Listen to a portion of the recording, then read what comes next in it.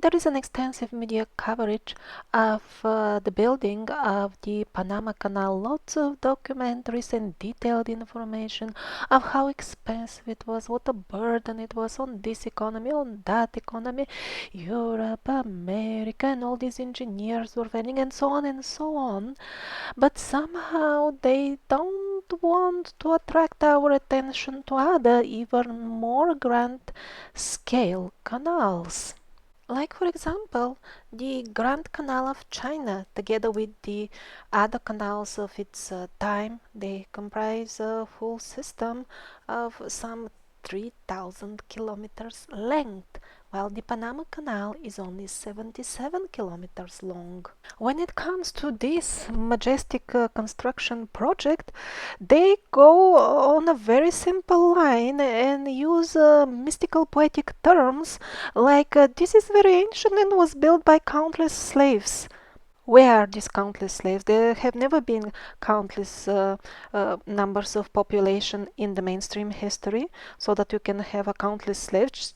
Just on the opposite, there was a very, very small population thousands of years ago, according to mainstream history, not to my timeline, but according to them.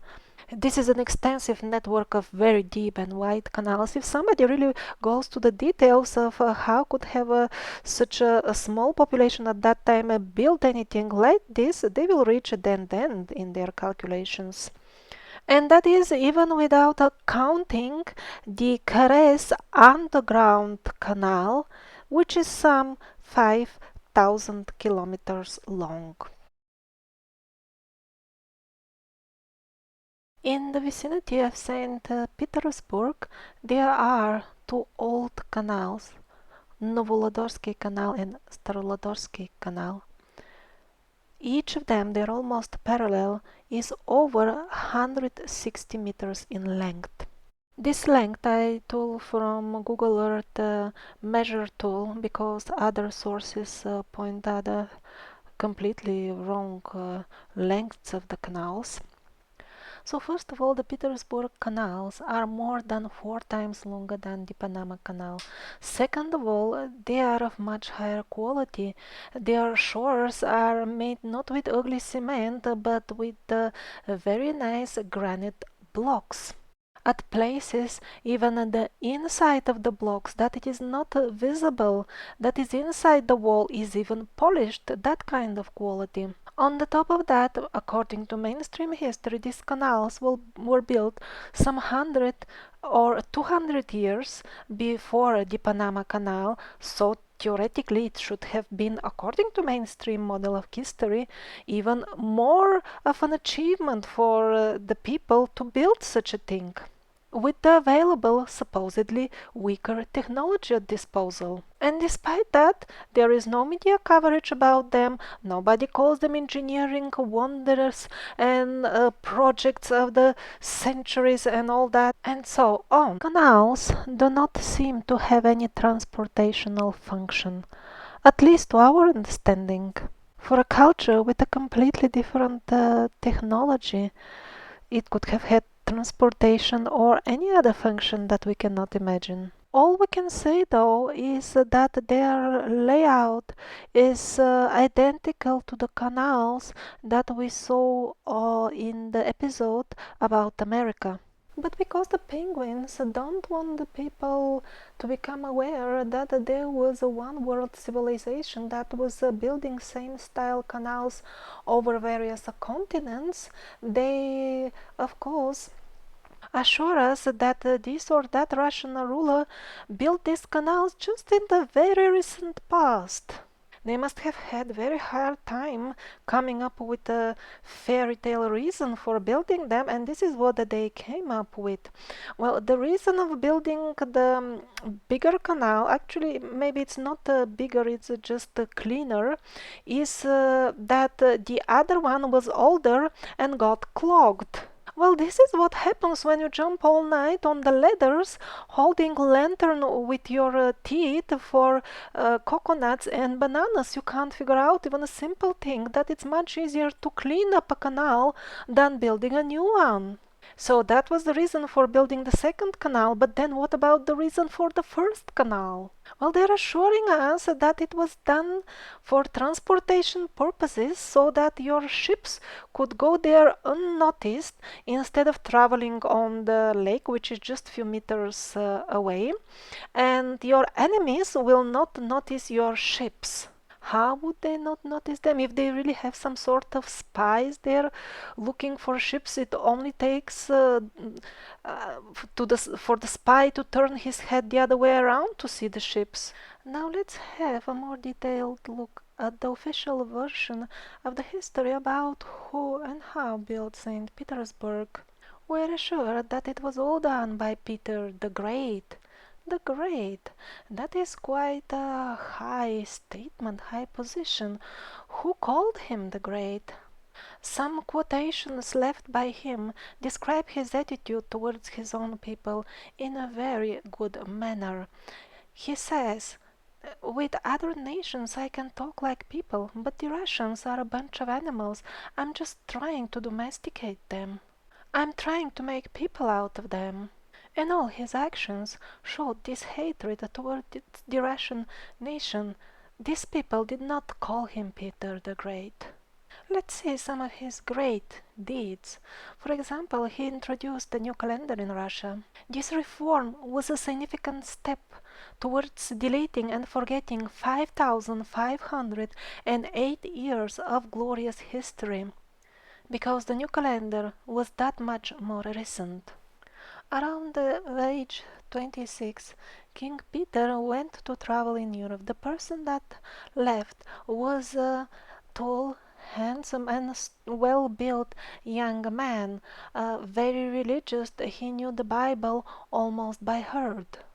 He also had a mole on his nose. He was very patriotic and he loved the Russian culture. After 2 years, a person returned that practically did not speak Russian. He did not have a mole either, and the previous clothes worn by the young chap were not fitting him. They all needed to be redone. He also appeared much older, in his 40s, and he was very sickly. He had signs of taking prolonged treatments of various tropical diseases. He did not learn to write in Russian till the end of his days. He had no desire to. He hated everything Russian. And although the historians called the amazing palaces we saw earlier his home, those very same historians, in the actual records, they always find him living somewhere else. There was a local Russian person actually governing the country. Mostly he was back in his actual home, Holland. He did not wish to live in this disgusting country of Russia, but he was regularly coming back to check on his implementation of his agenda of destroying everything you could from the Hyperborean culture, the culture of the Hyperborean survivors. Before departure, he had a wife of amazing beauty that he loved dearly. When he returned, he sent her to a monastery without even meeting her in person. And so on and so on. No wonder people in Russia mostly think that this was not their king was exchanged with somebody else. His actual agenda is not at all difficult to guess. He flooded the city, just covered it with Masonic signs all over, and put those symbols on anything, any state symbol you can imagine. Here you can see some medals, and it's just everywhere.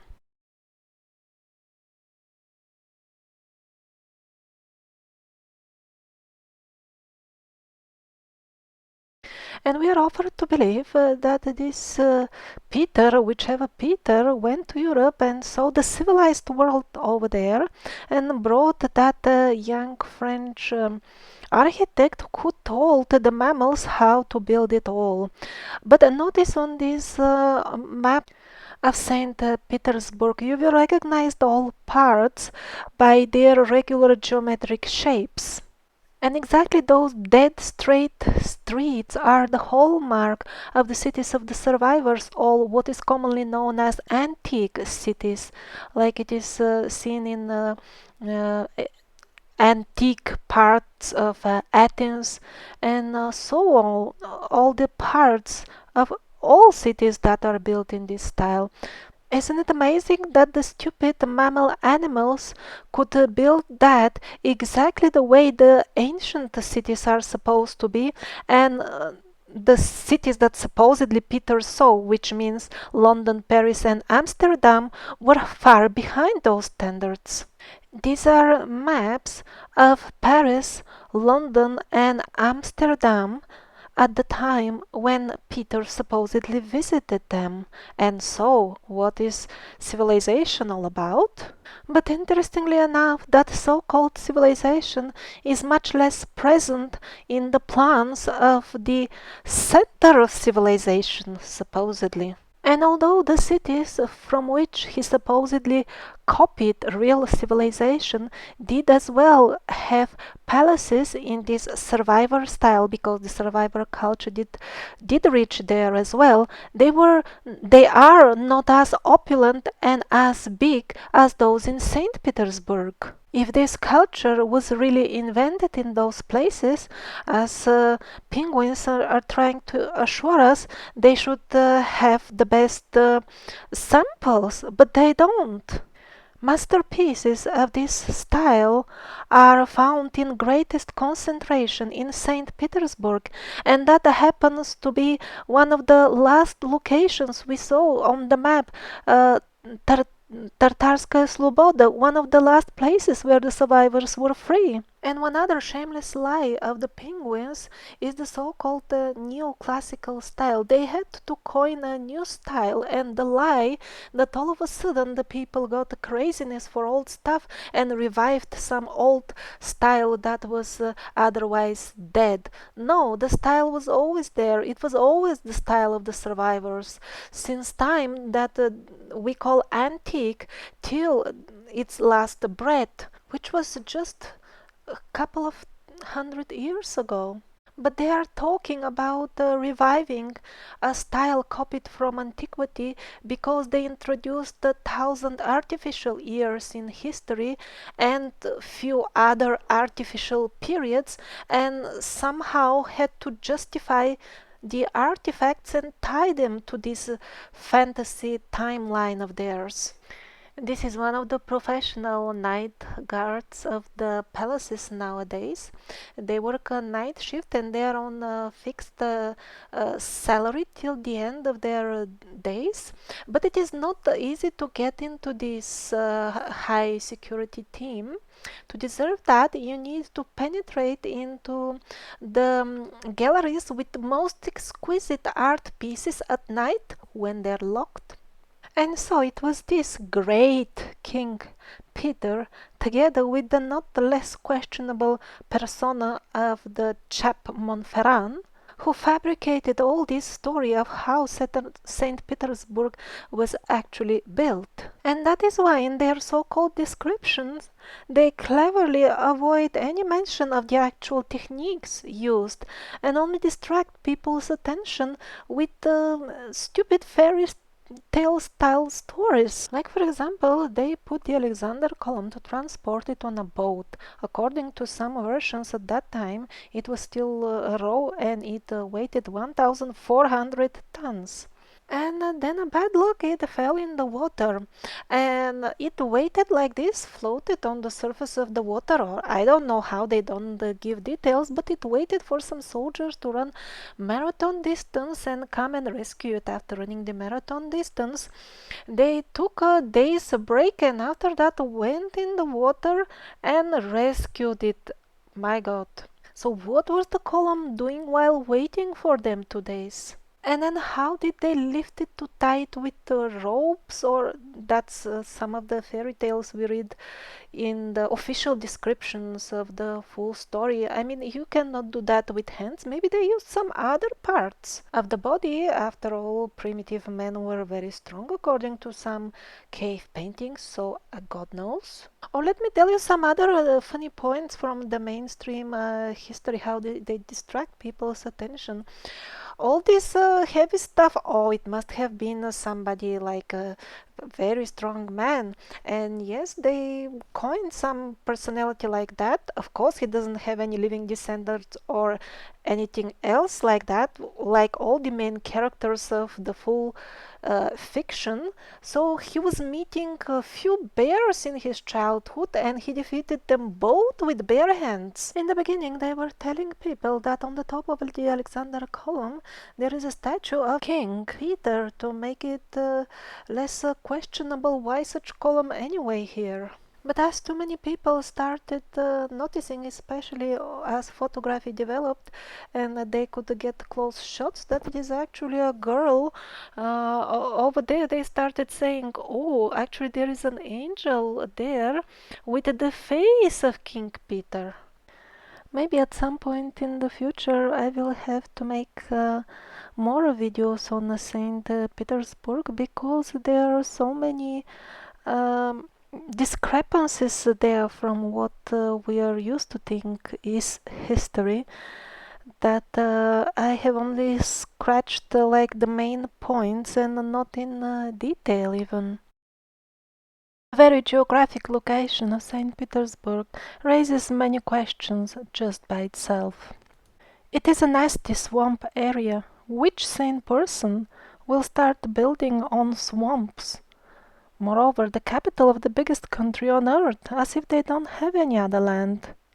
It is this great King Peter who came up with this genius idea to shift his capital from Moscow to this most remote and inhospitable and very cold area that has no infrastructure at all and is relatively underdeveloped.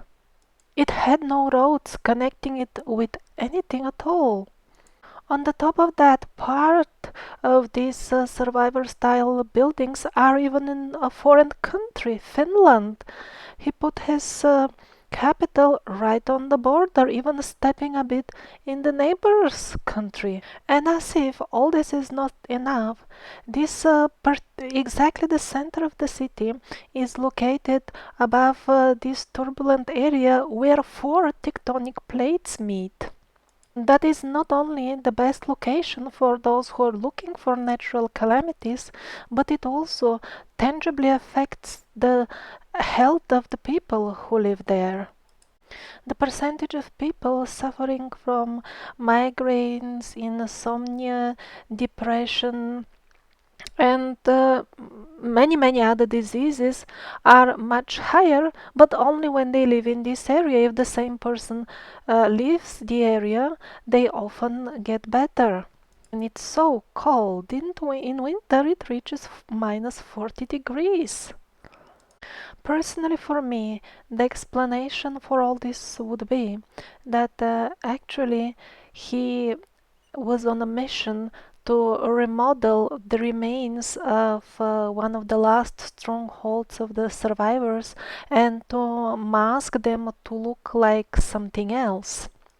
Also, at the time when the survivors planned their city, it seems, as we'll see in the future episodes, that the climate was much more favorable and actually pleasant. And as far as the unfavorable influence of the meeting point of the tectonic plates, maybe it is the people who do not know how to use and harvest this energy that get negatively affected. After all, in many places of power where some people experience ecstatic influences from the place, others get sick. But why would the survivors build their city on a swamp? Well, maybe it wasn't a swamp at the time they built it at first. The face of Earth has changed tangibly over there recently. Or maybe they somehow harvested those energies, because if you remember the gigantic megaliths from even before the recent survivor times, maybe those signify that this has been a place of power for a long time.